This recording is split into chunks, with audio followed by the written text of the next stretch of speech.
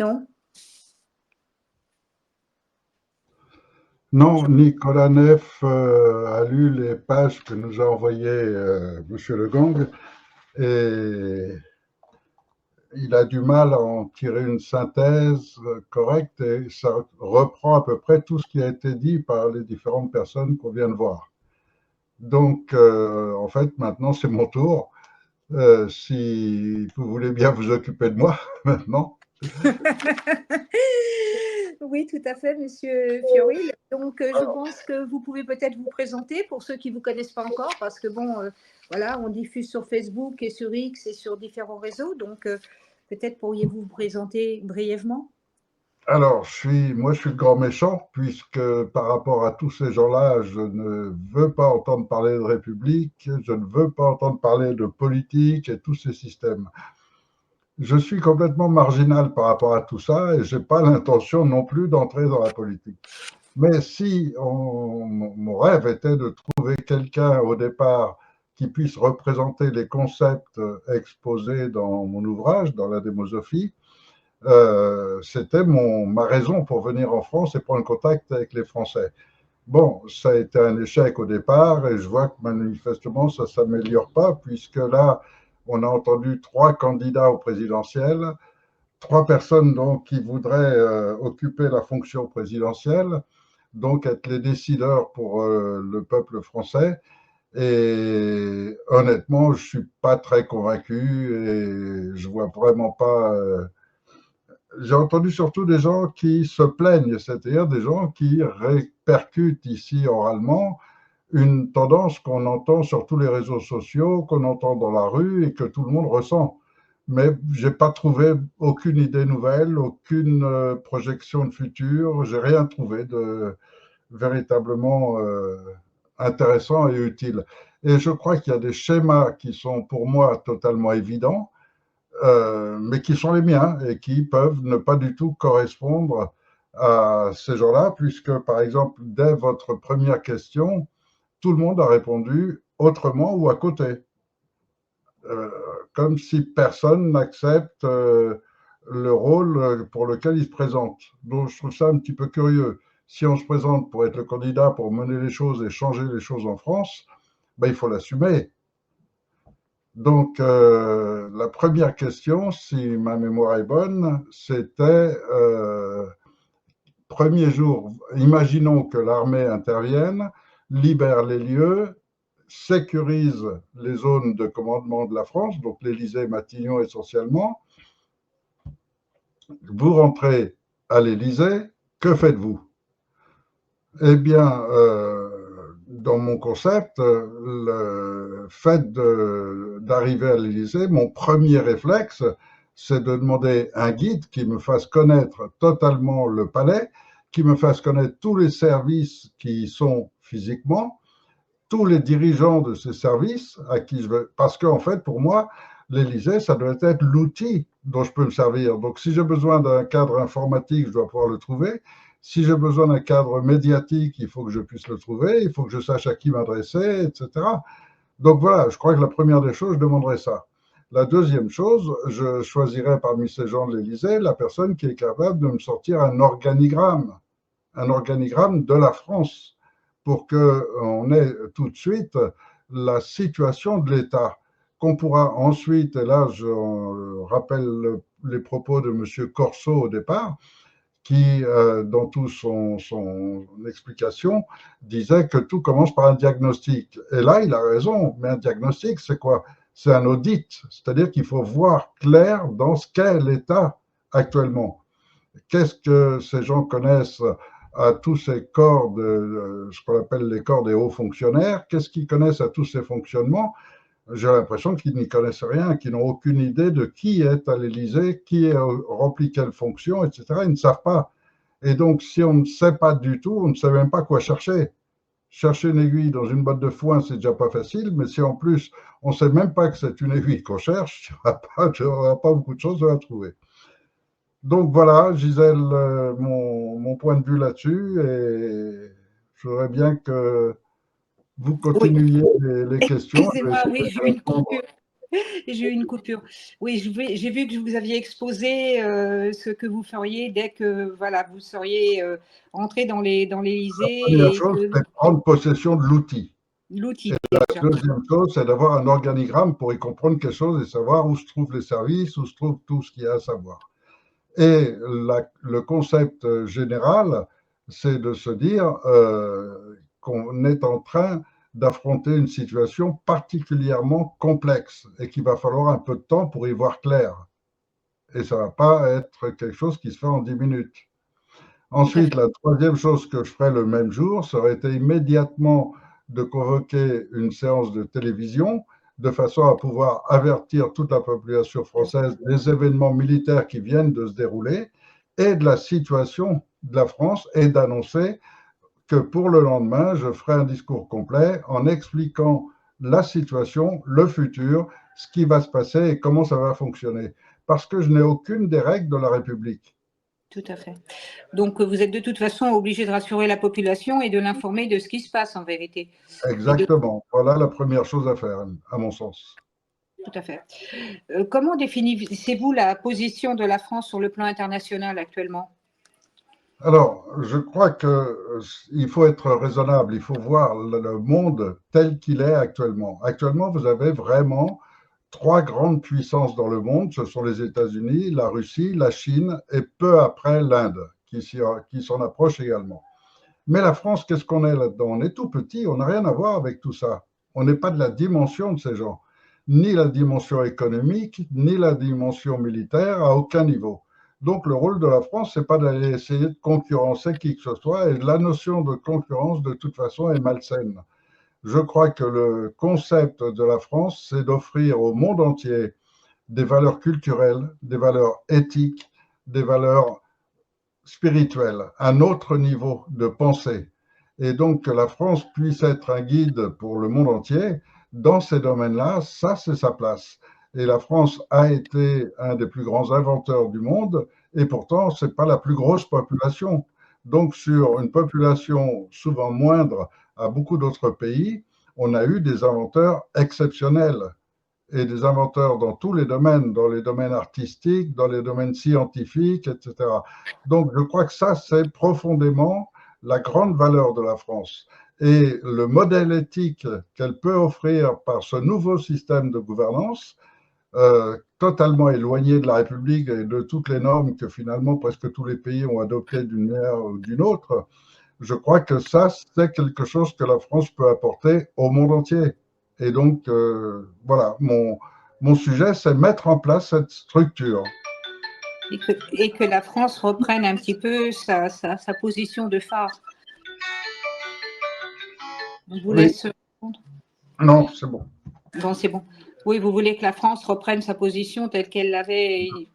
Phare éthique pour le monde. Et qu'elle reprenne un petit peu aussi qu'elle soit de nouveau une terre d'accueil peut-être et une terre sur laquelle on se sente bien vivre et sur laquelle voilà, on n'est pas des insécurités et choses comme ça et que bon voilà sa culture soit encore le fleuron de du monde entier quoi. Comme l'a été le Japon, la France, dans les années 50, c'était encore le modèle mondial de la culture, de la civilisation, de ce moment où l'homme abandonne complètement son esprit barbare, son instinct animal, pour devenir un homme civilisé. Et je crois que la France est le pays dans lequel c'est le plus favorable. Tout à fait. Et alors, que décidez-vous concernant les organismes internationaux? C'est une question importante à mon sens parce qu'on est dépendant actuellement des organismes internationaux. Alors, pour moi, c'est très simple. Le retour à l'état de droit. Or, l'état de droit, il est défini en France par ce qui a créé la France dans laquelle on vit aujourd'hui, c'est la Déclaration des droits de l'homme et du citoyen.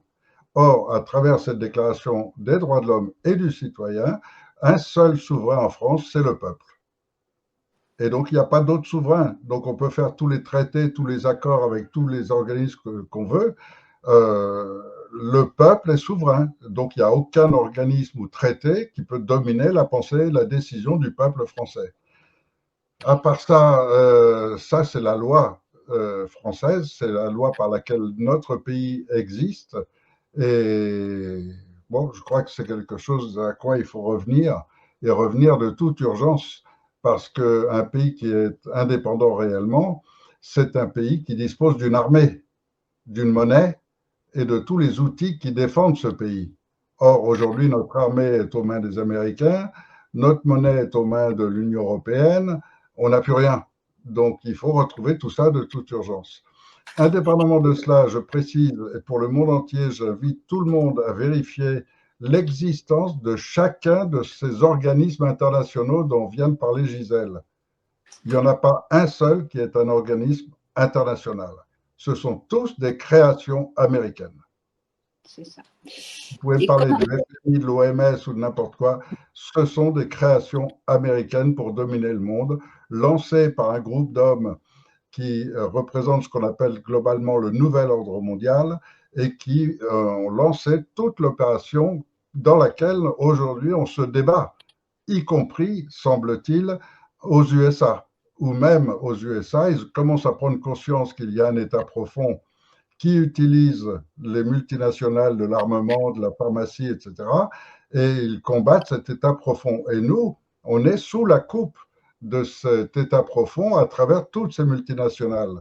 Donc, c'est dehors. Et quand on parle des immigrants qu'on a en France, moi, je pense, quand on parle d'immigration, je pense aux Américains, je pense aux Russes, je pense à tous ces gens qui n'ont rien à faire sur le territoire de France. Qu'il y ait des ambassadeurs, ok, mais qu'il y ait des cabinets McKinsey, qu'il y ait un tas d'autres cabinets et des agences de la CIA en France, non, ils n'ont rien à faire là. Ça, vous ne parlez pas d'individus, vous parlez de structures qui sont en France et qui donnent des ordres au gouvernement français, en vérité. Tout à fait.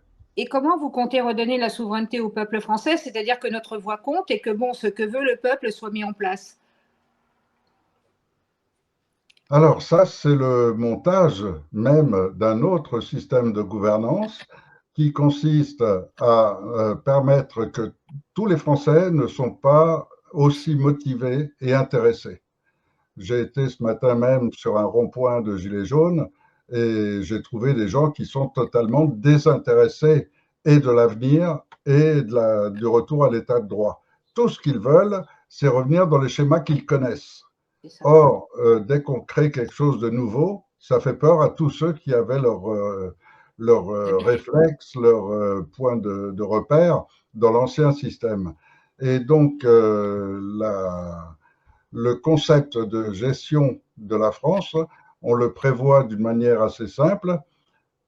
Tous ceux qui sont intéressés par apporter des modifications ou participer à la gestion du pays s'inscrivent sur une liste et sur cette liste, on tire 2 à 3 000 citoyens chaque mois. Donc, c'est des gens nouveaux à chaque fois. Ces 3 000 citoyens voient leur invitation arriver, viennent dans les salles prévues à cet effet, et là, ils ont, chacun d'entre eux, la possibilité de faire venir les experts qu'ils souhaitent, qu'eux-mêmes déterminent, et ces experts viennent et répondent aux questions générales à tout le monde. Lorsque ces premiers jours sont passés sur un sujet, on va parler par exemple de la santé, qui est un sujet majeur aujourd'hui en France, puisque les gens meurent par quantité invraisemblable depuis l'injection Covid, eh bien, les experts sont convoqués, viennent tous un par un répondre à toutes les questions de tous les intervenants, de ces 2 ou 3 000 citoyens. Au bout de quelques jours, on a épuisé tous les experts et les gens ont toutes les réponses. Donc après, c'est une organisation par structure où on les met groupe par groupe de 15 à 20 personnes.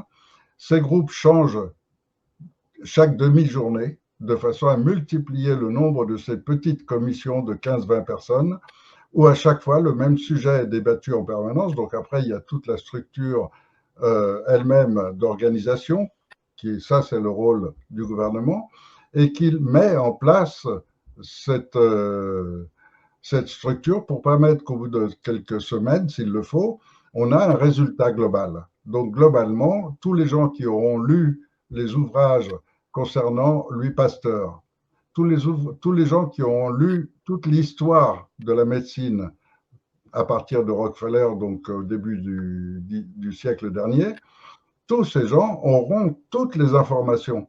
Et à partir de là, ils prendront une décision. Est-ce qu'on rend la vaccination obligatoire ou est-ce qu'on abandonne totalement l'obligation? Quels sont les vaccins qu'on garde?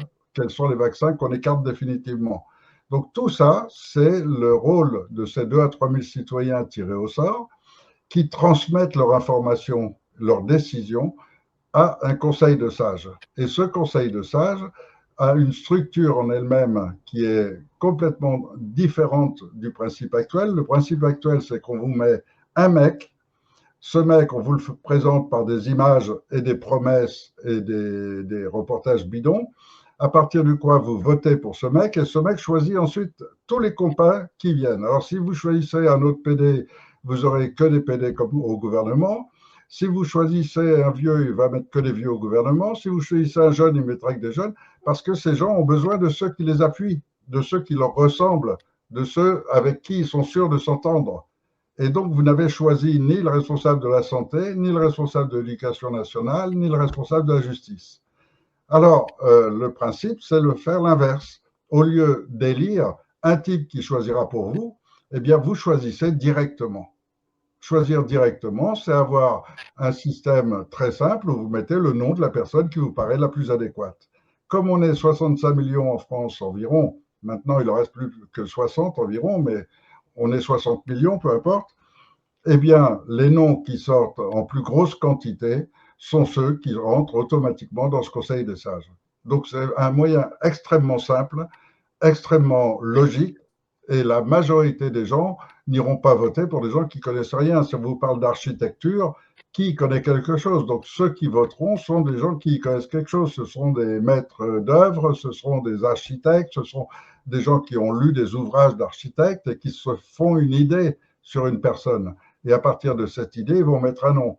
Mais les mêmes qui s'y connaissent dans ce domaine-là, ne connaissent rien en santé, ils mettront peut-être aucun nom en santé, ou leur médecin de famille, s'ils veulent. Mais voilà, chacun fait comme il veut, mais en tous les cas, sur 60 millions, on aura toujours les noms des personnes qui correspondent le mieux au profil et qui sortiront en priorité.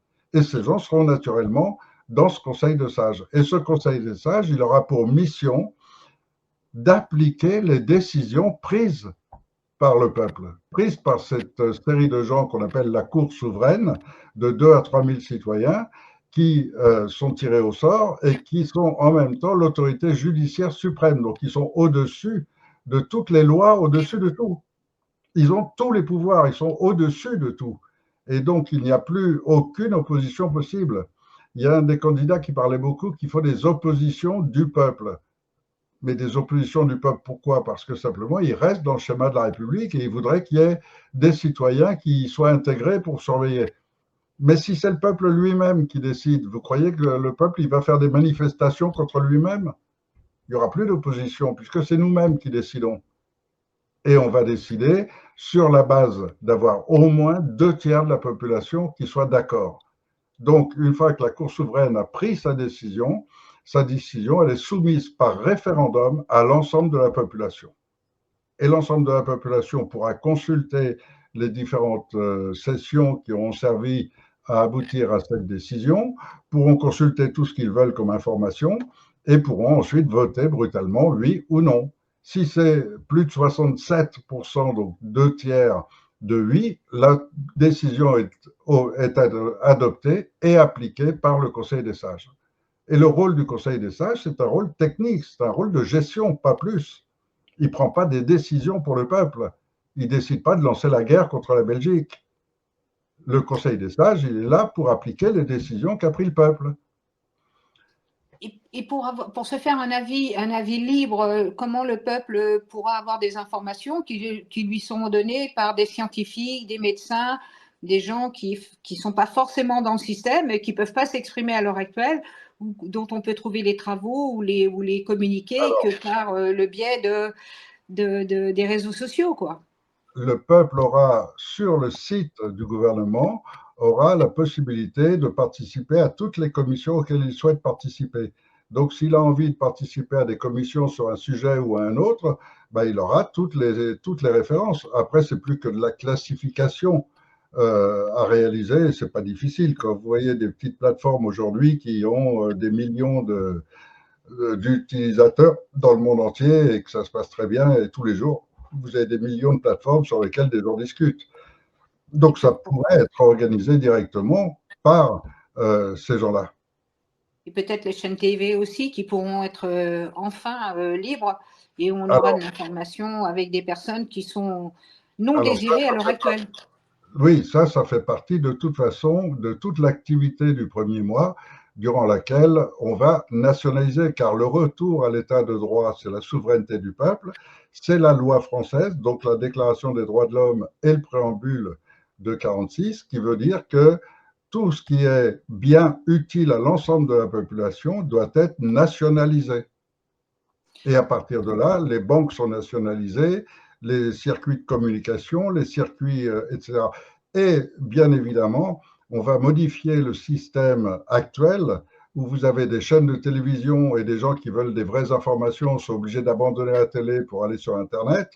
On aura des télévisions sur lesquelles il y aura Internet. C'est ça. Et donc, tout le monde pourra avoir toutes les informations dans tous les domaines et sur leur télé, ils pourront, si ça les amuse de regarder une télévision privée qui a envie de leur dire que tout ce qu'on fait c'est mal et qu'il faut revenir à la République, ils en auront en pagaille. Et puis s'ils changent de chaîne, ils verront autre chose et ils pourront participer. Et c'est comme ça qu'au fond d'un trou perdu de la France, vous avez un type qui a des idées géniales, et je peux vous en citer quelques-uns qui sont dans les trous perdus et qui ont eu des idées géniales et qui sont interdits de passer dans les grands médias, etc. Donc les gens ignorent totalement qu'ils ont peut-être l'énergie libre à leur portée, qu'ils ont la possibilité d'avoir des engrais de bien meilleure qualité et beaucoup moins chers que les produits de l'industrie pharmaceutique. Ils verront qu'ils pourront découvrir qu'ils ont des herbicides, etc., ou des pesticides beaucoup plus efficaces, mais naturels et qui n'endommagent pas les nappes phréatiques. Et dans tous les domaines, il y a une multitude de génies en France. La France, sa force, c'est ce génie. Et quand la France va exploiter son génie pour elle-même, alors effectivement, ça nous rend toute notre autonomie, ça nous permet de nous libérer de toutes les contraintes et on en sera déjà libre de toute façon. Mais on pourra exploiter tous nos brevets. Rappelez-vous ce brevet récent d'énergie libre qui a été immédiatement placé en secret défense. Donc, qui veut dire que, bon, à terme, vous rendrez les routes publiques, c'est-à-dire qu'il n'y aura plus de frais d'autoroute, que l'EDF sera de nouveau nationalisé. Sera de nouveau l'EDF, et on arrêtera avec toutes ces éoliennes qui détruisent notre pays, on arrêtera avec tous ces champs qui sont offerts aux paysans. Combien vous rapporte l'allocation du champ pour des vaches? Tant? Bon, bah, je vous offre le double pour mettre des panneaux solaires. Bon, c'est bien, mais est-ce qu'on en a besoin? On n'en a pas besoin puisqu'on a déjà trop d'électricité.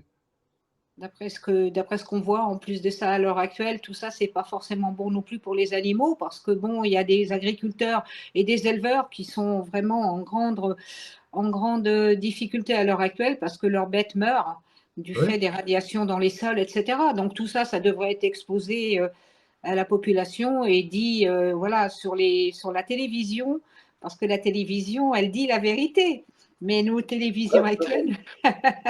Mais la télévision sera dirigée, contrôlée par des groupes de citoyens, alors ça changera complètement et les gens sauront qu'ils ont une réalité. Et quand ils verront sur leur télévision les agriculteurs qui pourront dire j'avais 25 vaches, il y en a déjà 13 de mortes à cause des radiations depuis qu'on a mis une éolienne là et de la 5G ici, bah, les gens commenceront à se dire tiens, bah, il a peut-être raison. Et ainsi de suite. Et donc, dans tous les domaines, c'est comme ça. Et pour la santé, ça va être infernal parce que le système de santé complet est à revoir. Donc, nous, le principe, c'est de repartir à zéro. Et donc, tout reconstruire, mais en se servant de notre patrimoine, de notre culture, de notre force. Car la France est un pays extraordinaire. On a une dimension maritime au-dessus des normes, au-dessus de la plupart des pays du monde. On a une dimension touristique exceptionnelle. Mais bon, aujourd'hui, le touriste qui arrive à Paris, il repart dégoûté de la France. Oui. Puis peut-être enfin que le bon sens revienne un peu au devant de l'actualité plutôt que voilà, les mensonges diffusés. Par contre, quelle est votre position, Éric Fioruel, par rapport aux guerres en cours? Alors, ma position, elle est vraiment très, très simple.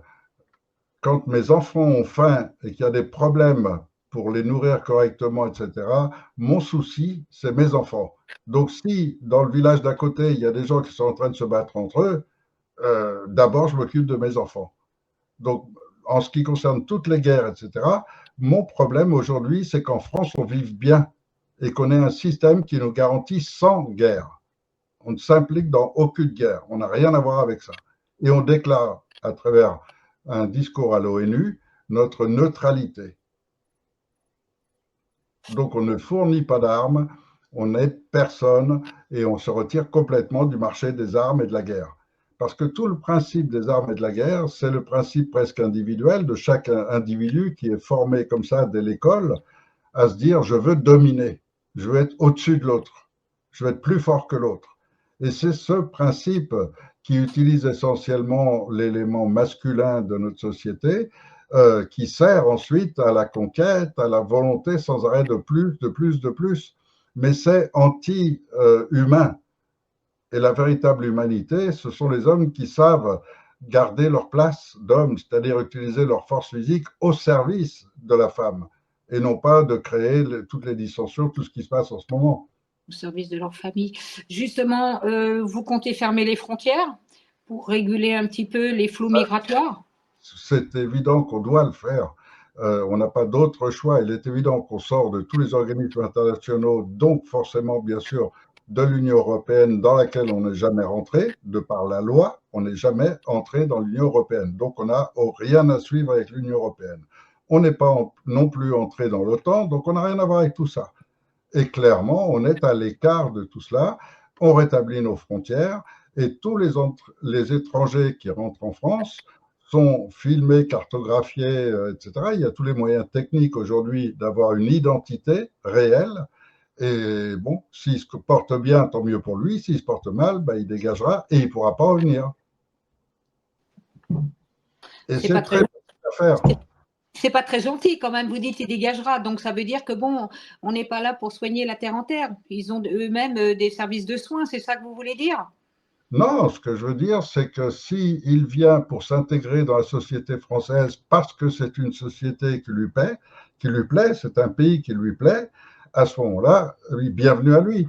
Maintenant, s'il vient pour essayer d'imposer une autre façon de penser, une autre façon de vivre, etc., ben, il le fera oralement, tout ce qu'il veut parce qu'il a cette liberté. Mais par contre, s'il le fait par des agressions et par des manifestations délictueuses, ben, il sera dégagé du pays. Oui. Et pour le dégager du pays, un moyen extrêmement simple, dans tous les pays du monde, on a des ambassades. Dans ces ambassades, il est facile d'avoir des salles de rétention. On ramène les gens chez eux, on les met dans cette salle de rétention, le lendemain, on ouvre la porte et ils sont dehors dans leur pays. Après, leur problème avec la police de leur pays, c'est leur problème. C'est eux qui l'ont voulu. Oui, tout à fait. Bien. Donc, ça veut dire que bon, toutes les personnes, par contre, toutes les personnes qui sont déjà ici et qui sont en situation irrégulière, il faudrait peut-être revoir leur cas parce que bon, c'est vrai que toutes ces personnes-là vivent en France au détriment des Français qui, eux, malheureusement, souvent, n'ont pas de quoi finir le mois et finissent à manger des pâtes pendant 15 jours, quoi. Ou Oui, font les poubelles. Ouais. oui. Alors ça, c'est quelque chose qui est pas normal et qui a été créé volontairement. Donc déjà, la première des choses, c'est toujours de remonter à la source. La source, c'est un réseau de francs-maçons qui gère l'importation de main-d'œuvre et de gens d'autres pays pour les amener ici en France. Ensuite, ils gèrent aussi, à travers des médecins qui font des faux certificats, ils gèrent aussi leur inclusion en France à travers la sécurité sociale et autres. Et quand ils n'y arrivent pas et quand il n'y a pas tout ça, ils recommandent aux jeunes voyous de commettre un délit qui va les amener en prison, à partir de quoi ils auront tous les documents en règle.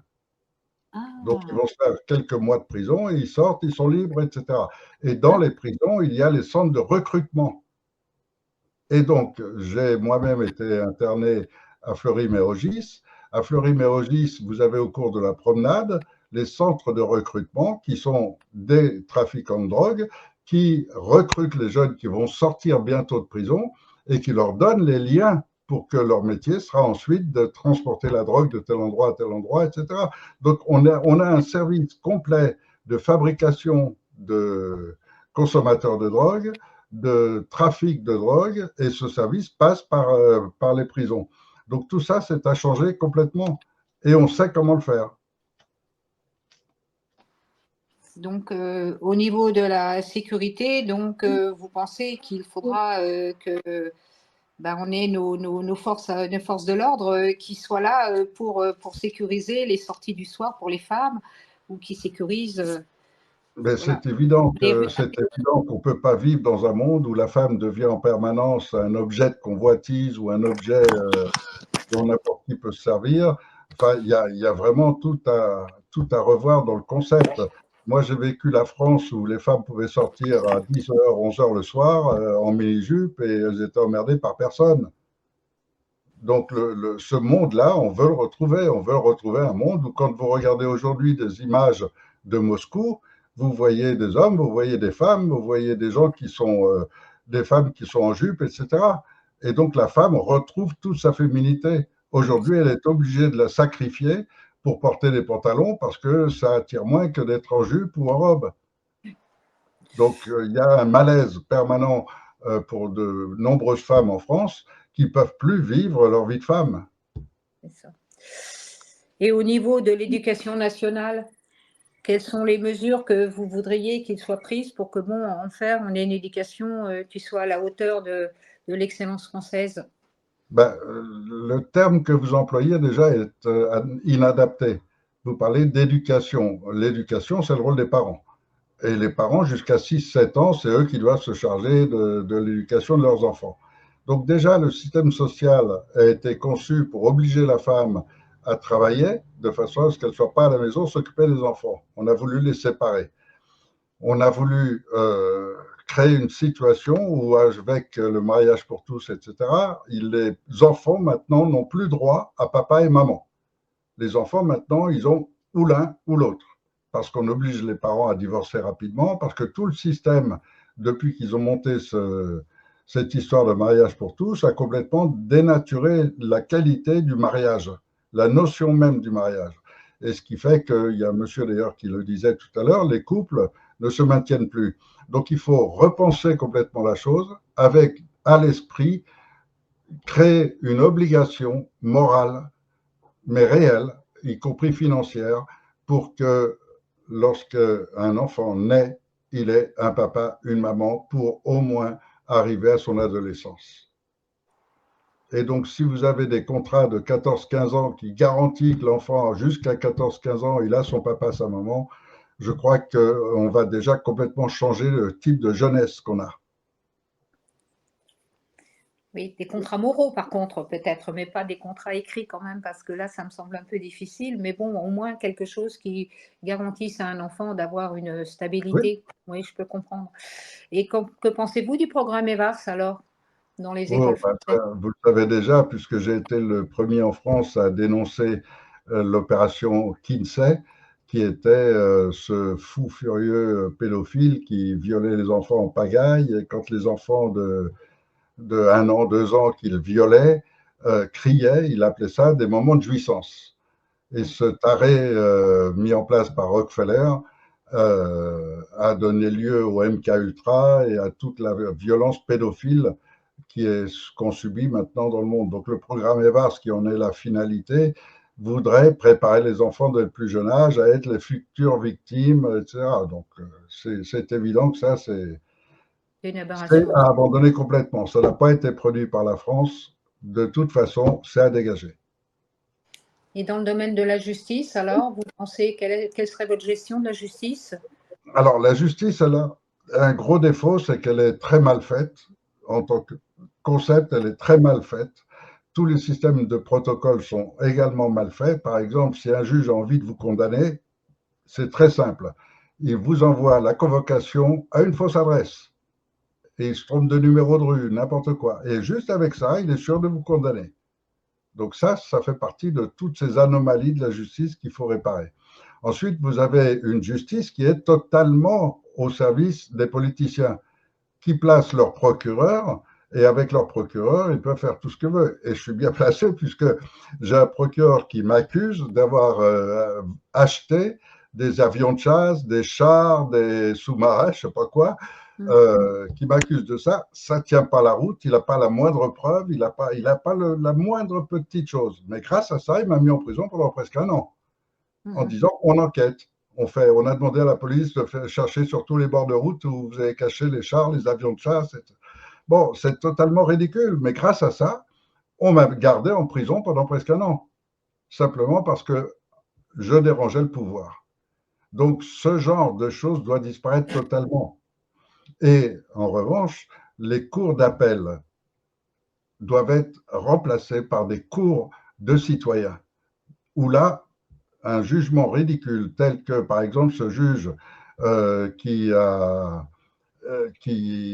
libère immédiatement des gens qui violent des gamines, etc., mais condamne à de la prison ferme un pauvre gars qui était là en train de voler des paquets de pâtes dans un magasin.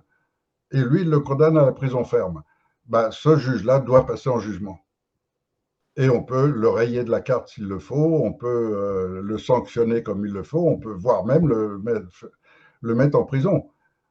Donc, il faut complètement revoir tout le système judiciaire et il faut qu'il le soit contrôlé totalement par les citoyens, car le système judiciaire, c'est l'application des morales, l'application de la morale générale du pays. Cette morale générale a été dictée dans le temps par le christianisme. Et c'était les valeurs du christianisme qui ont fondé les premières valeurs juridiques. Or, le monde évolue chaque jour. Chaque jour, on a des nouveaux concepts, on a des nouvelles technologies, etc., qui viennent changer les mœurs. Et donc, il faut aussi une justice adaptée à la situation du jour. Par exemple, vous aviez des articles de loi disant qu'un attelage dirigé par des chevaux doit être prioritaire sur les attelages dirigés par des bœufs. Bon, il n'y a plus beaucoup de gens qui roulent avec des bœufs, mais bon, voilà. Et il a fallu combien de temps pour que ça disparaisse du code? Et pendant toute une période, un attelage avec des chevaux n'avait pas la priorité sur une voiture. Ah, Donc oui. ça, c'est parce que la justice est incapable de s'adapter au monde actuel. Donc Oui. si on a une justice vivante, c'est-à-dire des citoyens qui n'ont plus de règles, qui peuvent juger sur le bon sens, à ce moment-là, on va rétablir la peine de mort dans certains cas.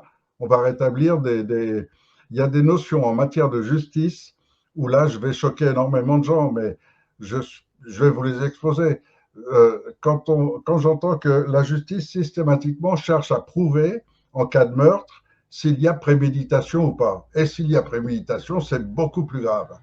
Eh bien, moi, je considère que c'est le contraire. Moi, je pense qu'en cas de préméditation, c'est-à-dire quelqu'un qui décide d'éliminer une personne en le prévoyant, en l'organisant, etc., en cherchant d'autres moyens de s'en débarrasser et n'en trouvant aucun et aboutissant finalement à tuer l'autre personne, ce qui est le cas de plusieurs femmes que je connais qui ont assassiné leur mari, bah, il y a la préméditation et ce qui garantit la société que cette personne n'est dangereuse pour personne d'autre. Donc, elle est beaucoup moins dangereuse que le type qui a un petit accrochage de voiture, qui sort avec son cric et qui va taper sur la tête de l'autre et qui est capable de le tuer. Mais lui, on va considérer que c'est un mouvement d'humeur et c'est moins grave. Moi, je considère que c'est beaucoup plus grave. Ouais, ça, c'est le peuple qui décidera comment il choisit de faire sa justice et comment voilà, il doit interpréter la cause des meurtres ou la cause des choses, quoi. Et Ça sera quand pas on a toutes les informations, moi, je dis que la on peut, victime est la première en droit de réclamer la réparation. on doit Donc, choisir entre son âme et le conscience.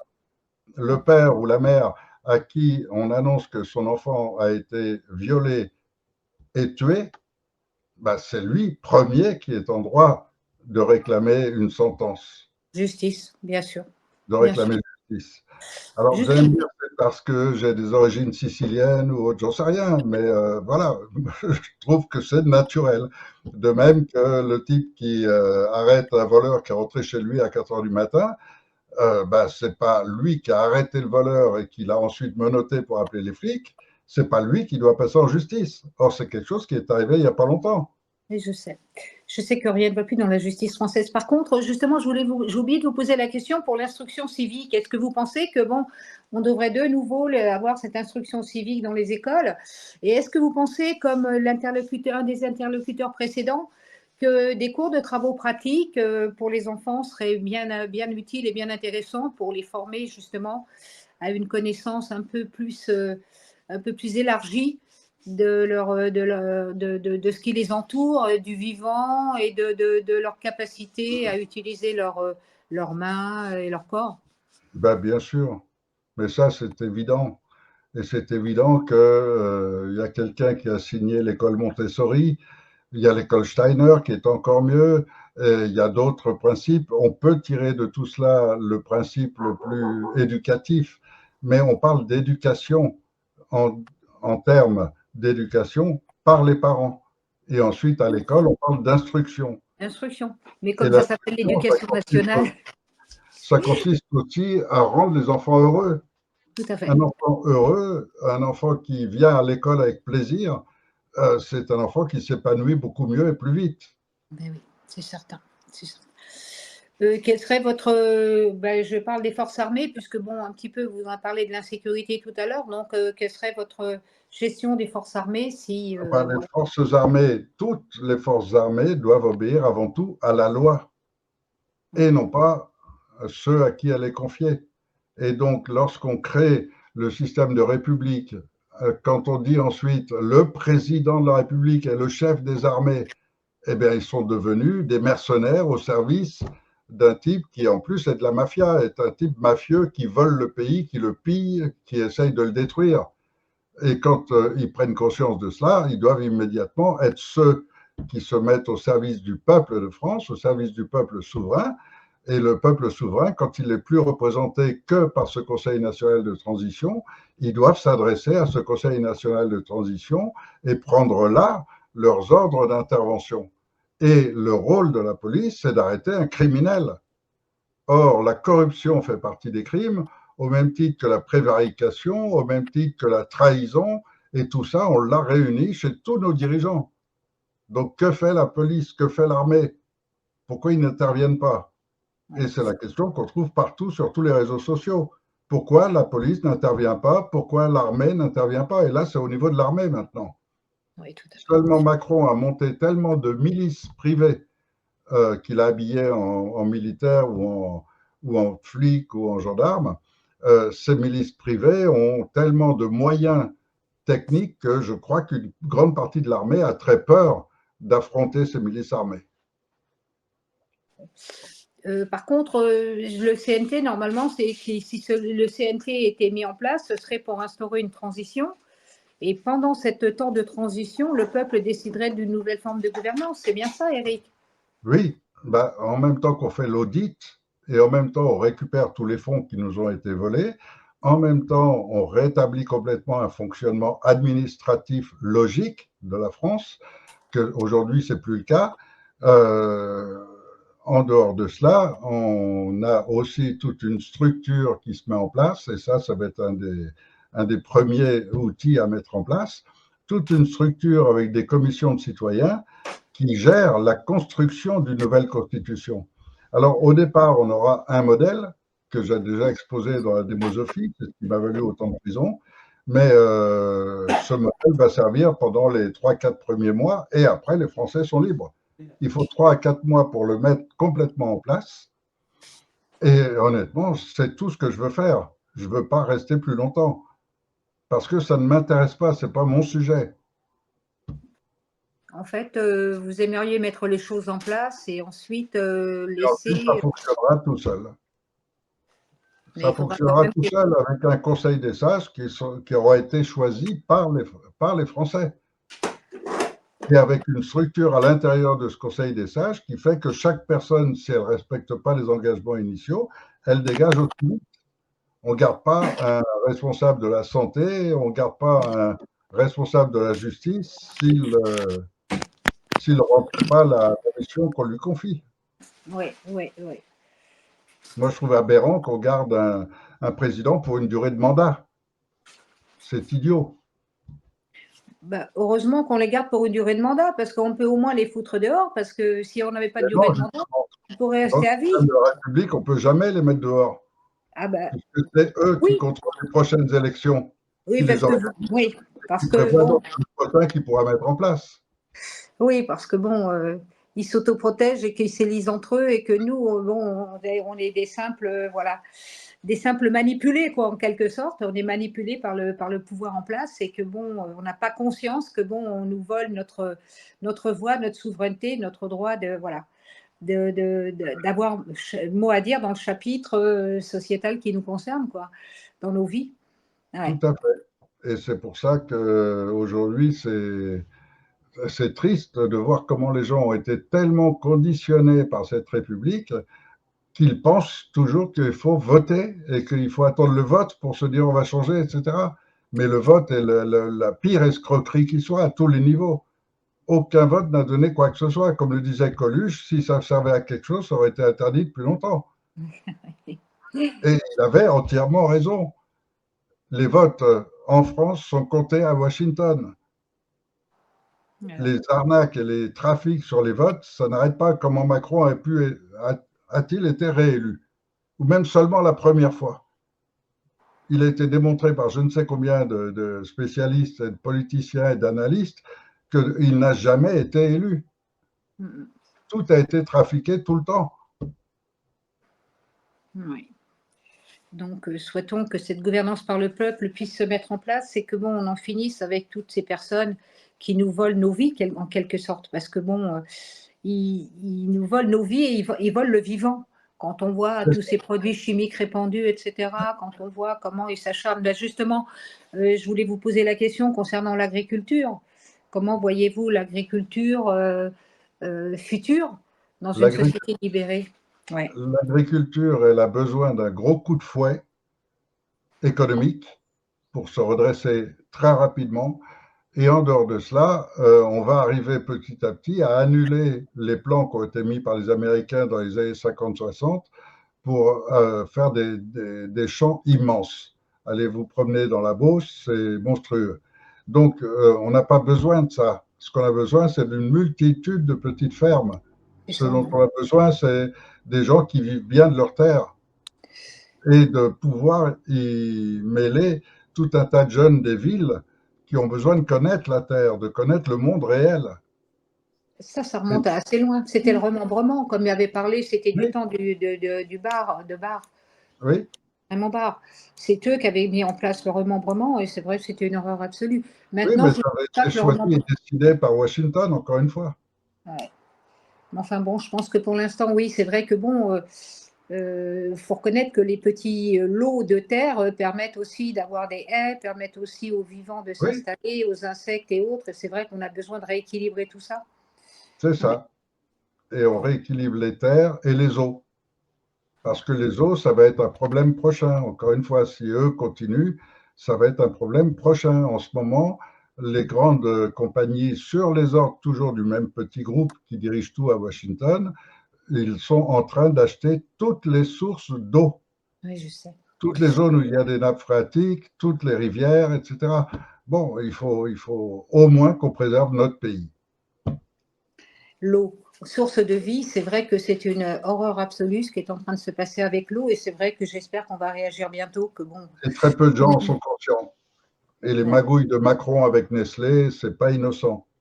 Oui, c'est ça. C'est vrai que là, c'est une richesse incommensurable, quelqu'un qui a une source d'eau, et c'est vrai que bon, faut le préserver et le garder parce que l'eau, c'est la vie et on en a, les corps en ont besoin. Et si on n'a que de l'eau polluée partout, je ne sais pas comment les maladies vont se développer, etc. Et déjà qu'il y a des populations, qu'est-ce que ça va être après, quoi. Mais ça commence déjà, hein. Dans les analyses qui ont été faites dans les urines des gens, on retrouve une multitude de produits pharmaceutiques, etc. déjà. Eh oui. Et je reviens sur un autre sujet qui a été traité par un des candidats qui disait qu'il voudrait imposer 20% de taxes à tous les produits qui rentrent et 20% de TVA sur tout le monde. Je rappelle à tous qu'on a, nous, inventé la TVA flexible. Et la TVA flexible, c'est un principe d'écologie, c'est-à-dire un principe où réellement, une espèce qui est en danger, on va monter la TVA. une espèce commune, on va baisser la TVA. De cette façon, naturellement, les espèces qui sont en danger vont être beaucoup moins achetées parce qu'elles deviendront trop chères et donc elles pourront se reproduire. Et c'est vrai dans tous les domaines, animal, végétal, etc. Et donc, le principe d'une TVA flexible, c'est une TVA adaptée à chaque situation. Et c'est valable aussi pour toutes les importations.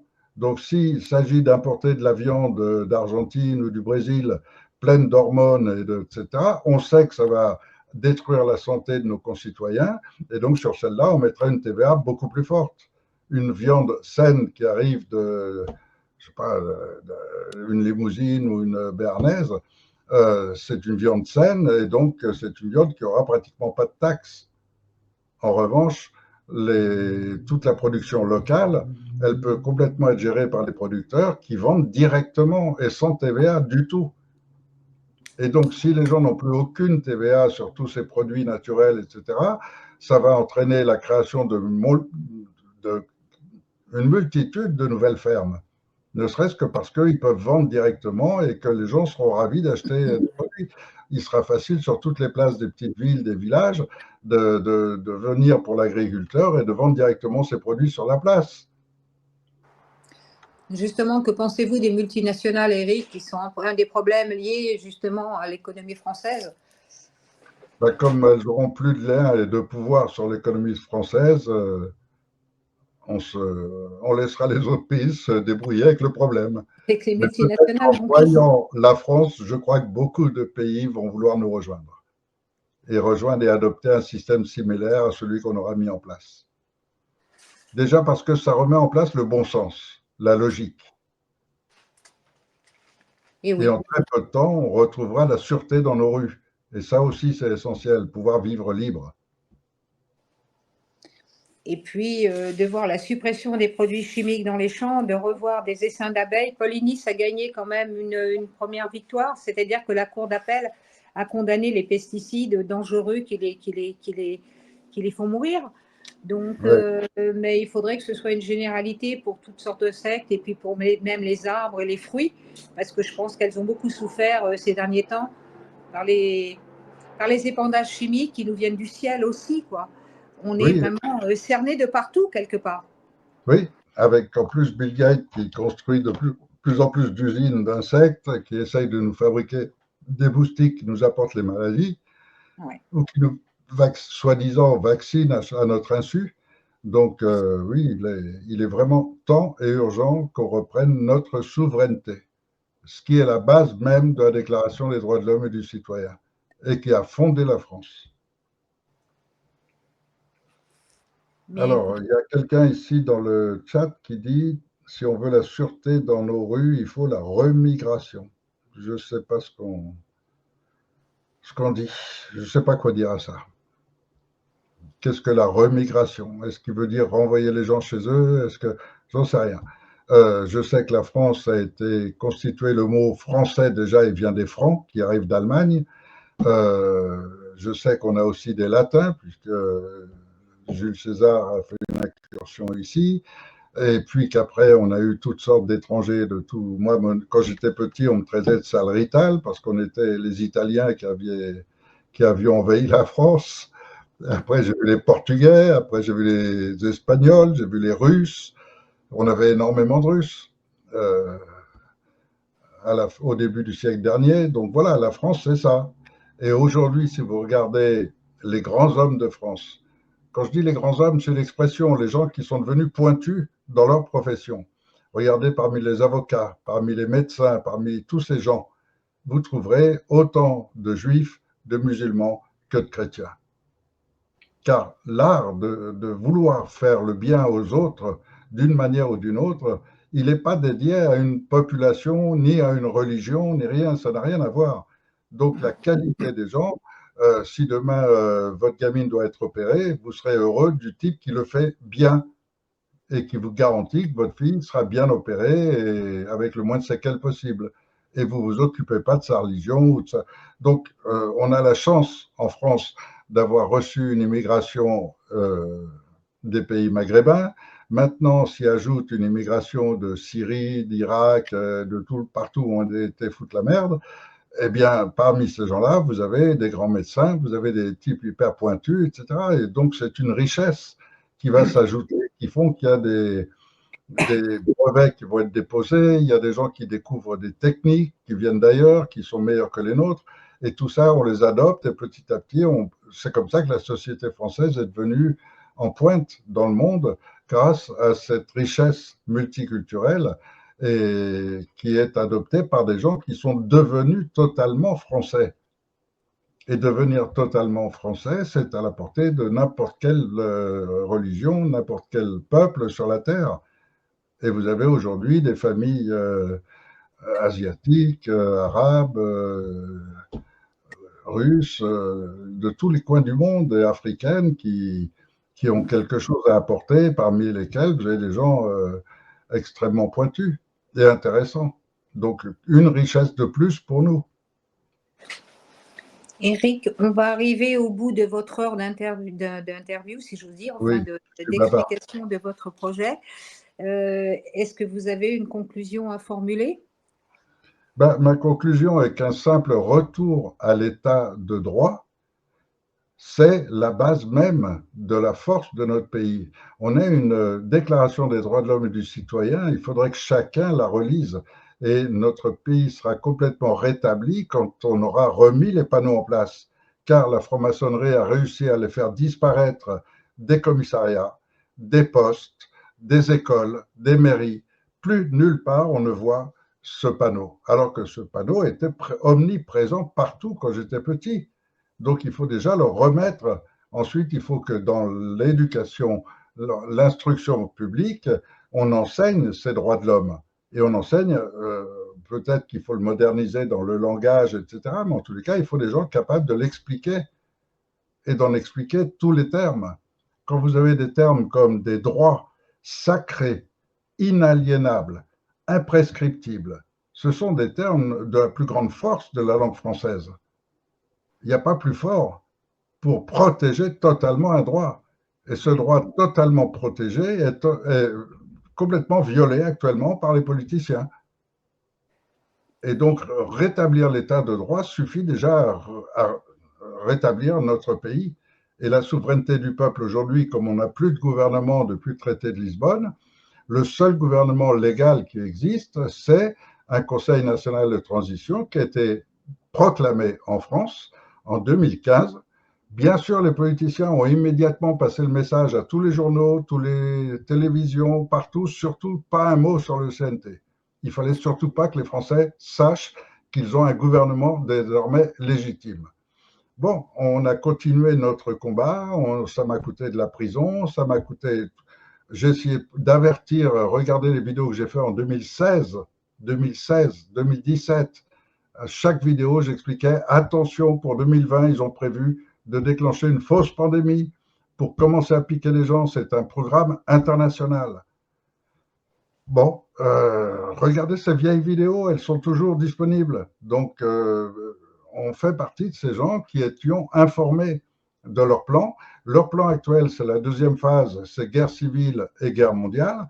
Et vous voyez que Macron l'a annoncé il n'y a pas longtemps dans son discours. Il a annoncé la France va être prochainement en guerre, je vais déclencher l'article 16 et il y a deux motifs qui peuvent arriver, c'est la guerre contre la Russie ou la guerre civile.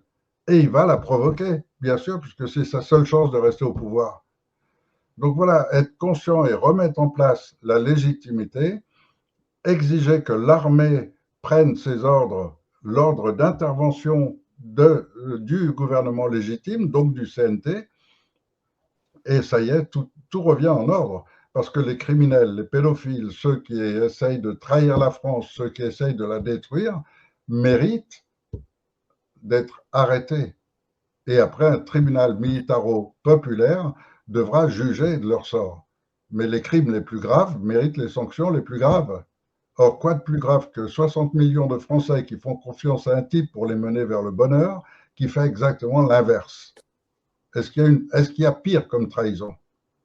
Donc voilà, ce sera ma conclusion. Et Merci, je Éric. crois on aura De toute vraiment… Oui, allez-y. On arrive de toute façon à la fin de votre heure d'intervention, mais par contre, je pense très intéressant et je pense que certaines personnes vont peut-être le demander, qu'il y a d'autres personnes ou candidats qui aimeraient exposer leur projet et voir un petit peu comment on pourrait mettre ensemble les idées et ce qui pourrait s'ajouter à ce que vous proposez, ce que les autres ont proposé pour que, bon, on arrive quand même à fédérer une personne qu'on pourrait appeler délégué, je ne sais pas, puisque bon, les mots ne semblent pas convenir à monsieur, je crois que c'était monsieur Brouillard, donc il faudrait trouver la personne qui serait représentative du peuple, quoi. Et je pense que ce serait intéressant de renouveler, ce direct comme il est organisé aujourd'hui. 3 personnes, je pense, par tous les samedis après-midi ou tous les vendredis après-midi pour pouvoir Alors, s'exprimer. on a déjà Mouton Noir qui se propose. D'accord. Eh Qui bien, est écoutez, je nouvelle, hein. pense qu'il faut relever les choses. Moi, je n'ai pas accès au chat, donc je ne peux pas relever les choses.